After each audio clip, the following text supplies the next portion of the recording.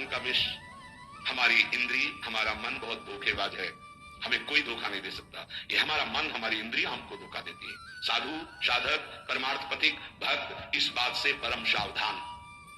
सदाचार और सरलता, संयम के साथ हमारा समय व्यतीत होना चाहिए। किसी के गवाही की जरूरत नहीं है, किसी के प्रमाण की जरूरत नहीं। आप खुद अपने हृदय की भूमिका को नाप लीजिएगा, कितनी ऊंचाई पर चढ़ रहे हो आपको खुद अनुभव में समझ में आ जाएगा।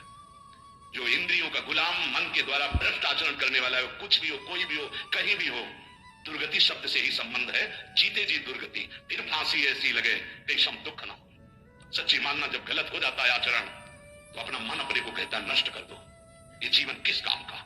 होश में हमारे शब्दों को ध्यान से सुनना। जब इतना गलत हो जाता है तो अपना चेहरा अपने को पसंद नहीं आता और अपना जीवन अपने को पसंद नहीं आता और अपने अंदर से मन कहने लगता है नष्ट कर दो इस शरीर को। फिर वो जो आगे की लीलाएं होती है, अच्छा ऐसा हुआ, फांसी लगा ली, जेल खा लिया, ये कर लिया, वो कर लिया। वो इन्हीं इंद्रिय और मन की फिसलन को नहीं सह पाया।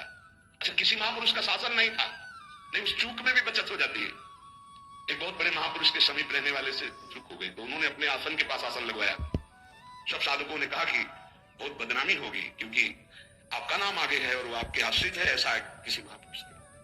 उन्होंने कहा तुम क्या समझते हो, कि भाया है, चूक हो गई, अब इसको कभी चूक नहीं होगी, ऐसा बना देंगे, कभी त्रुटि नहीं होगी, इसको ऐसा बना देंगे।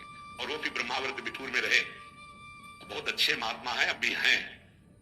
अगर संत का शासन है और आपसे चूक भी हो जाती है तो ऐसा बना देंगे कि दोबारा चूक नहीं होगी। पर इंद्रिय और मन को छूट देकर मनमानी आचरण करने वाला कभी साधक नहीं हो सकता, पक्का। और आप सच्ची मानना, आपकी एक बार इंद्रिय मन छूट हो गई तो जिंदगी भर दबे रहोगे, दहाड़ने लायक नहीं रहोगे। माया तुम्हारे को सदैव कोसती रहेगी, तुम्हारा हृदय चलता रहेगा, ऐसा कैसे हो गया, ऐसा कैसे हो गया। जब ऊंचाई की तरफ सोचोगे तो सामने वो अगर प्रायश्चित करके मिटा दिया है तो बात है, नहीं तो कर्म सामने आ जाएगा।